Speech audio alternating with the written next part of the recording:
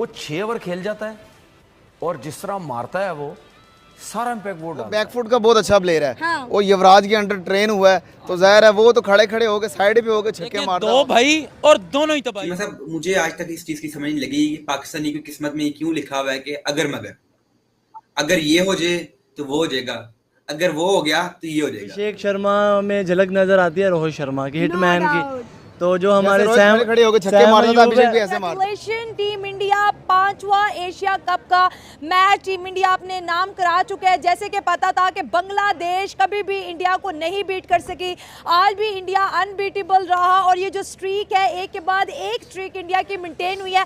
अभिषेक शर्मा की बात करें तो आज एक बहुत ही शानदार किस्म से उन्होंने खेला है। 37 बॉल पे 75 रन, और अगर अभिषेक शर्मा आज रन आउट ना होते तो आज फास्टेस्ट सेंचुरी भी उनके नाम होती, जिस तरह फास्टेस्ट 50 उनके नाम है। बांग्लादेश ने बहुत अच्छी बॉलिंग की 10 ओवर के बाद। जिस तरह इंडिया के 10 ओवर में 100 से ज़्यादा रन थे और अभिषेक शर्मा जिस तरह खेल रहे थे, एक चीज़ तो मैं अब क्लियर कह रहा हूँ कि अभिषेक शर्मा को पकड़ो 50% टीम बैकफुट पे चली जाएगी इंडिया की। 50% टीम बैकफुट पे चली जाएगी क्योंकि सारा इम्पैक्ट डालता ही वही है।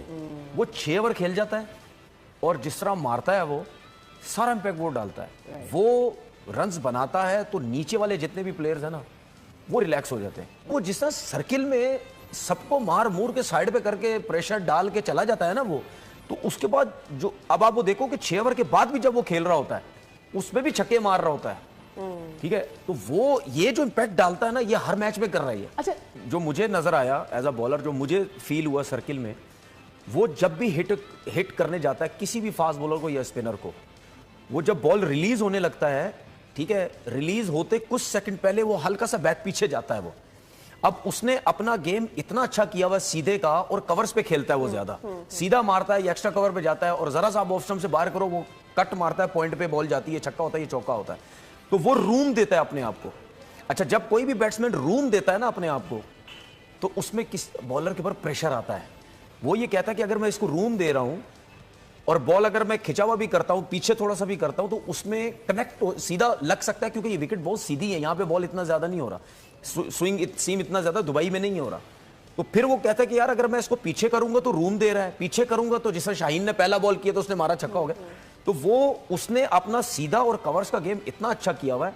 उसका जो मुझे समझ आती है वो एक ही तरीके का है कि आप वो चाहे रूम दे या खड़े खड़े खेले, उसको नया बॉल स्पेशली आप सिर्फ अंदर करने की कोशिश करें, आउट स्विंग मत करें। आउट स्विंग आप करेंगे समझ लें आप आइडियल बॉल कर रहे हैं उसके लिए, अवैध विकेट से बाहर जाएगा, वो खेलते ही कवर्स पे अच्छा है। उसको थोड़ा खिंचा हुआ बॉल करें और अंदर की तरफ करें, और उसके साथ एक और चीज करें, बॉल उसको थोड़ा दूर करें लेकिन वेरिएशन ज्यादा रखें, स्लो वन भी करें, तेज भी करें, स्लो वन, एक ही पेस में मत जाए, वरना वो आपके लिए बहुत प्रॉब्लम है। अभिषेक शर्मा बैटिंग करने आए ना, स्पिनर ना लगाओ उसके आगे, फास्ट बॉलर पे जाने दो। क्यों? क्योंकि वो बहुत रिलैक्स है स्पिनर पे। स्पिनर का एक तो बॉल बिल्कुल ब्रांड नहीं होता है, वो ब्रेक ही नहीं होता।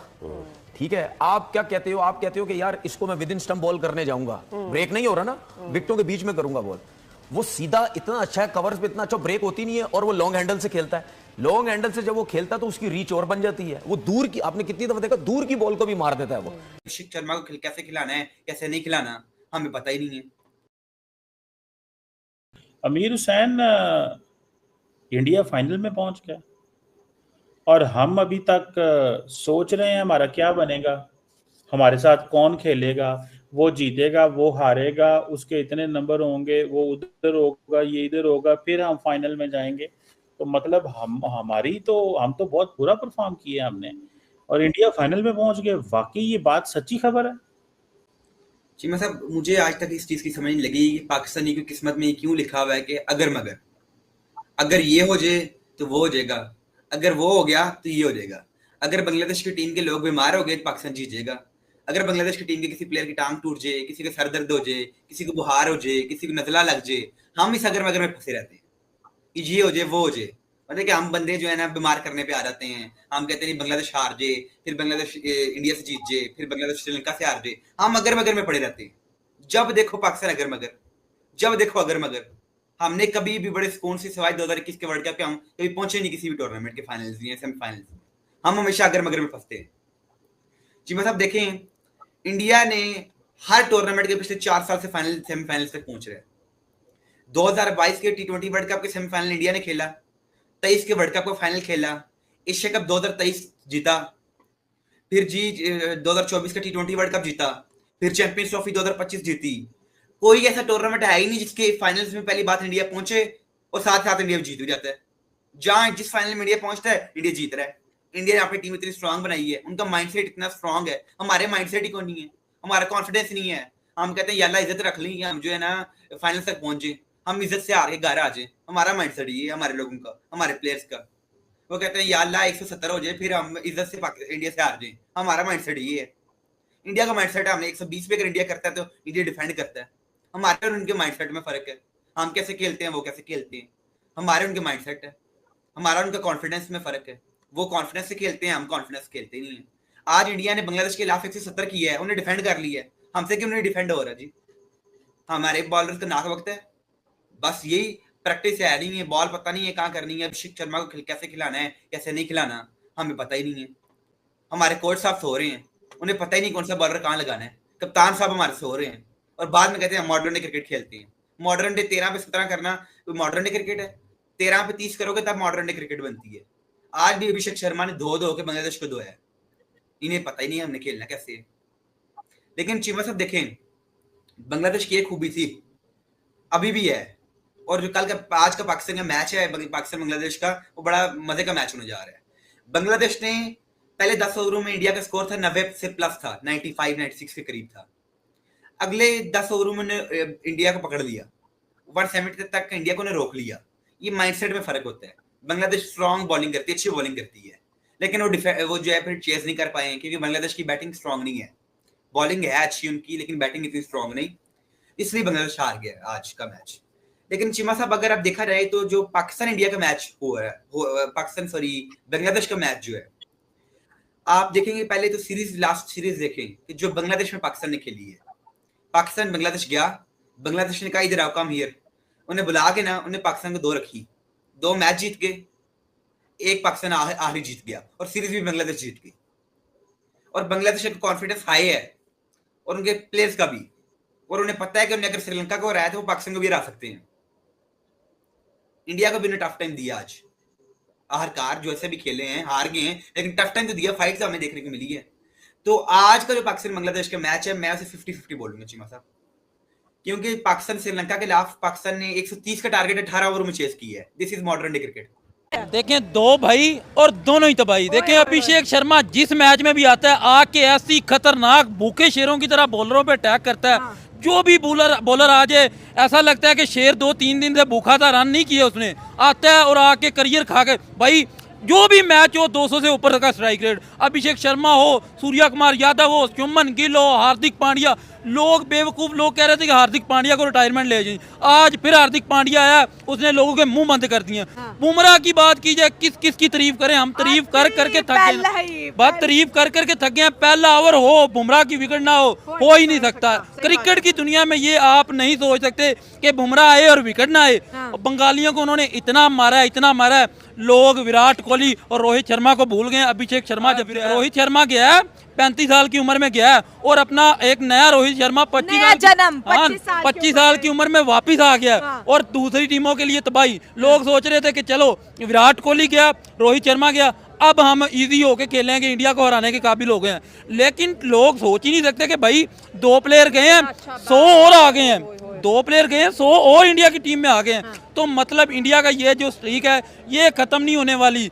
हर टीम को हरा दिया, 2 दफा पाकिस्तान को हरा दिया, यूएई को हरा दिया, ओमान को हरा दिया।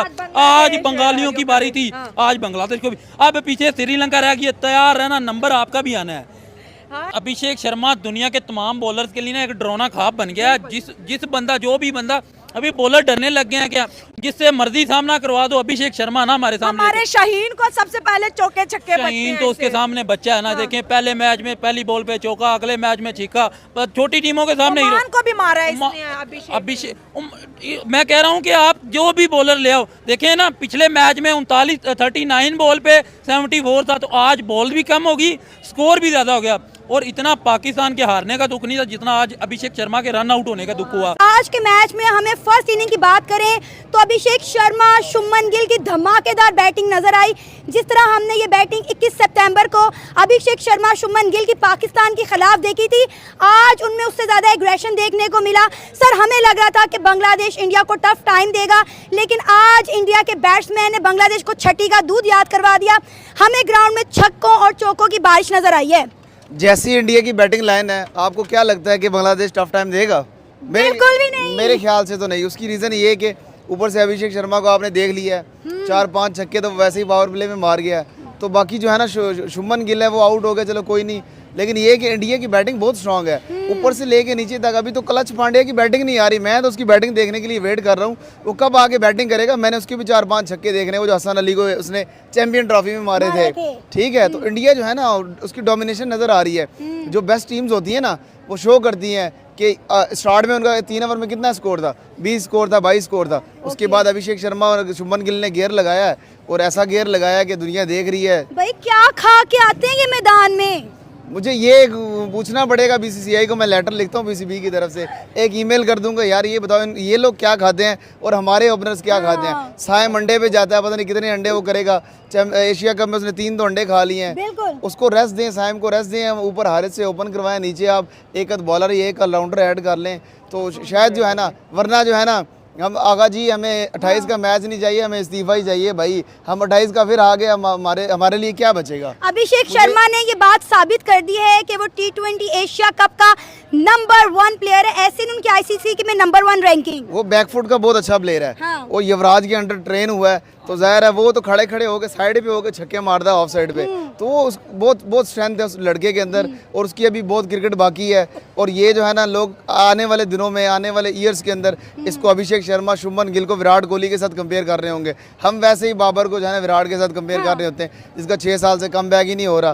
तो इंडिया की जो बड़ी टीम होती है ना, उसकी डोमिनेशन नजर आती है, चाहे जैसा भी है, लेकिन वो पता चलता है। जैसे अब हमने श्रीलंका खिलाफ क्या किया, 134 हमसे चेज नहीं हो रहा था। पूछने पाकिस्तानी अभी भी खड़े होंगे, सारी इंटरव्यू देख रहे हैं। हाँ। हम दुआओं से जीते हैं। बिल्कुल ऐसा ही है। हम दुआएं कर रहे थे भाई, कब तक हम मुसल्ले पे बैठ के दुआएं करेंगे? सर मेरी बात सुने, अभिषेक शर्मा, मैं यार आज उनकी बैटिंग देख के मैं हैरान होगी। अगर हम पूरे एशिया कप में की बात करें, अभिषेक शर्मा ने एशिया कप में जो परफॉर्मेंस दिखा दी है, हम एशिया कप से पहले अभिषेक शर्मा और साइम अयूब का कंपैरिजन करते थे।